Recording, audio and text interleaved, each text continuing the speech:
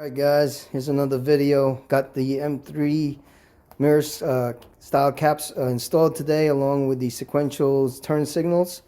Shout out to Esigma for helping me do the install. Appreciate it, man.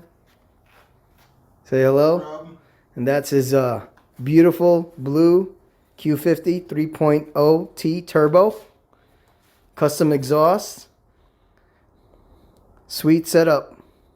Appreciate it. Thanks guys, appreciate it.